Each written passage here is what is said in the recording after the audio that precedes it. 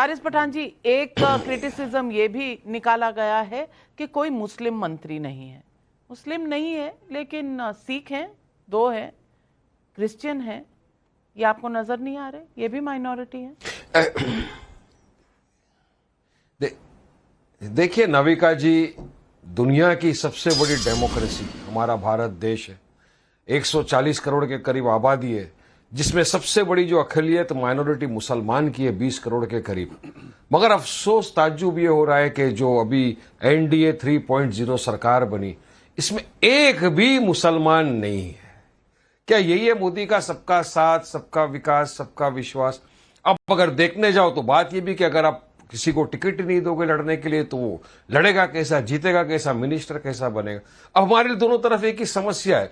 अगर आप मुसलमानों का पॉलिटिकल एम्पावरमेंट ही नहीं करोगे तो आगे कैसा बढ़ेगा? और जिन्होंने आजादी की जंग आजादी में अपनी जानें गंवाई, शहीद हुए, हमारा भारत देश आजाद हुआ, आज वहां इतिहास में अब तक पहली मर्तबा ऐसा हो रहा है कि कोई मुसलमान मंत्री है। तो ये मार्जिनलाइज करने की कोशिश नहीं कर रही है, मुसलमानों को साइड में नहीं डालने की कोशिश हो रही है देश के अंदर। तो कहां जाएगा? मुसलमान तो सबका है, मगर कोई मुसलमान का नहीं है। यही नेताओं ने मुसलमानों को बीजेपी का डर दिलाने के वोटे लिए, मगर आज उत्तर प्रदेश की बात कर रहा हूं, 2 मुफ्तियों की कत्ल हो गया इतने दिनों के अंदर, 1-2 दिन के अंदर, मगर कोई आगे ना ट्वीट करने को तैयार है, ना कोई बोलने को तैयार है। मैं तो समाजवादी के प्रवक्ता बैठे, उनको भी पूछूंगा कि अखिलेश जी का भी अब तक कोई ट्वीट आया नहीं। आज भी सुबह में एक मौलाना को गोली मार दिया गया। बहरहाल पुलिस प्रशासन उसकी इंक्वायरी करेगी, जांच करेगी।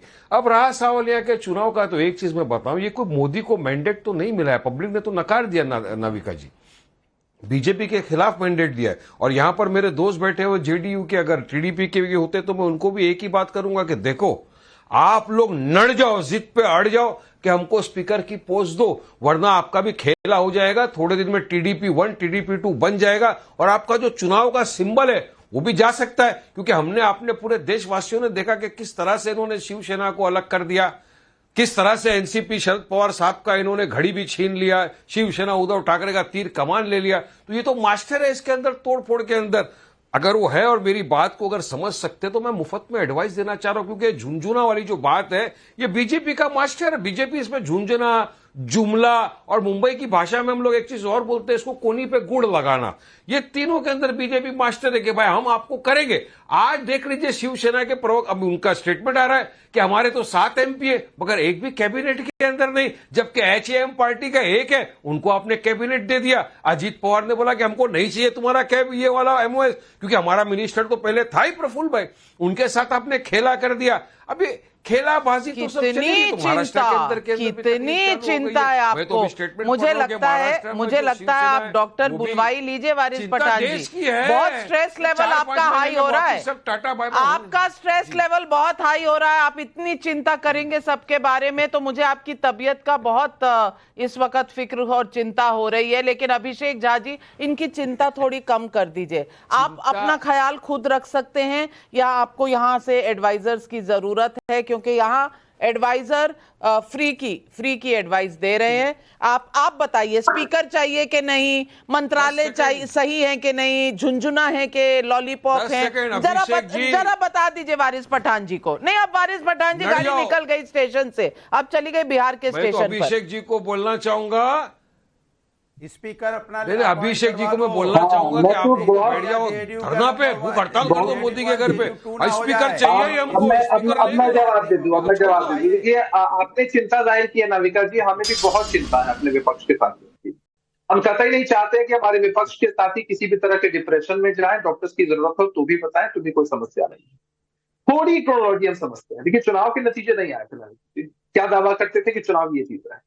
जब चुनाव के नतीजे आने शुरू हो गए, पहले ही उत्साहित होकर इन्होंने कहा कि सरकार ये बना। अगले दिन इन्होंने मान लिया कि एनडीए को क्लियर मैंडेट है, इन्होंने स्वीकार लिया, कहा कि हम विपक्ष में बैठेंगे। फिर कहा कि नहीं, सरकार नहीं बन पाएगी, अभी टीडीपी और जेडीयू उनका साथ नहीं देगी। फिर नीतीश जी ने समर्थन दिया, नायडू साहब ने समर्थन दिया, तब भी ये नहीं होती। इन्होंने कहा कि अगर सरकार बन भी जाती है तो 5 वर्ष नहीं चलेगी।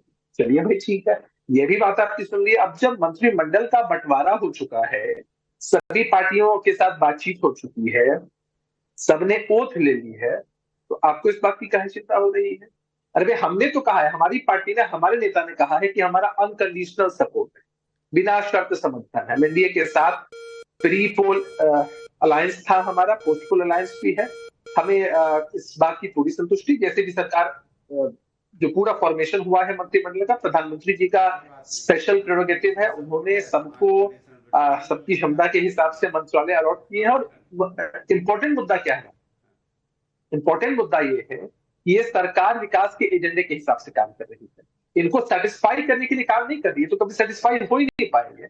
मंत्रालय इनको नहीं मिला, स्पीकर उनको नहीं मिला, इस बात की बेचैनी इनको ही होती है। इतना ध्यान अगर ये अपने दल पर दे रहे होते तो कांग्रेस पार्टी आज 99 के आंकड़े पर नहीं होती। समाजवादी पार्टी या अन्य जितनी भी पार्टियां हैं सीटों को बढ़ाकर इतनी खुश हो रही है, जैसे लग रहा है कि कितना बड़ा अचीवमेंट इनकी तरफ से हो चुका है, कि इनको खुशफहमी में रहने दीजिए।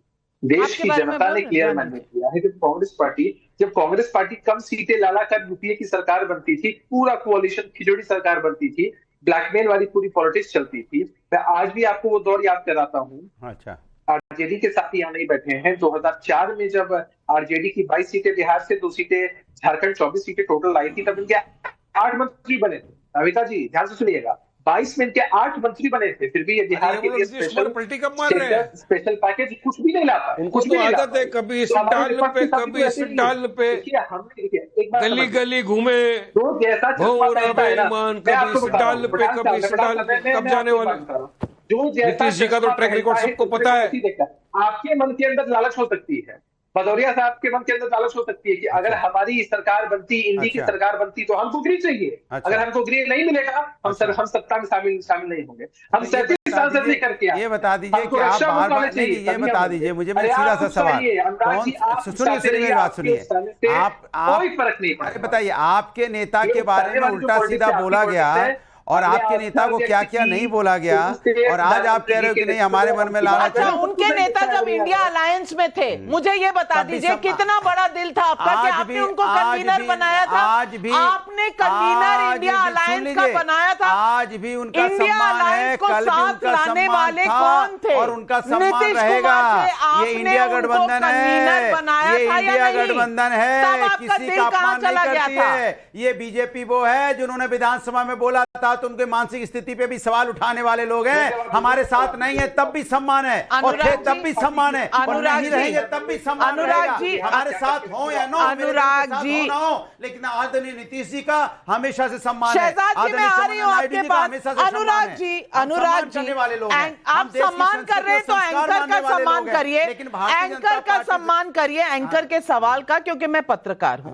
मैं आपका तो सम्मान वैसे भी है, लेकिन आप ये तो बताइए देश की जनता को कि भारतीय जनता पार्टी की बहुमत नहीं आई है और मेरा सवाल 400 से 240 पे आ गई है। बताइए उनको, बताइए देश की जनता को, अब की बार 400 पार और रह गए 240 पे, फिर आप एनडीए के साथ गठबंधन बना रहे हैं। तो मुझे लगता है 7 दिन बाद भी आप सदमे में हैं। नहीं, सदमे में हम नहीं हैं। आप सदमे में हैं। और मैं आपसे तो जीते हुए भाई अनुराग भदौरिया जी, मैं आपसे सवाल पूछिए, सवाल पूछ रही हूँ कि इंडिया अलायंस को साथ लाने वाले नीतीश कुमार जी आपने कन्वीनर बनाया।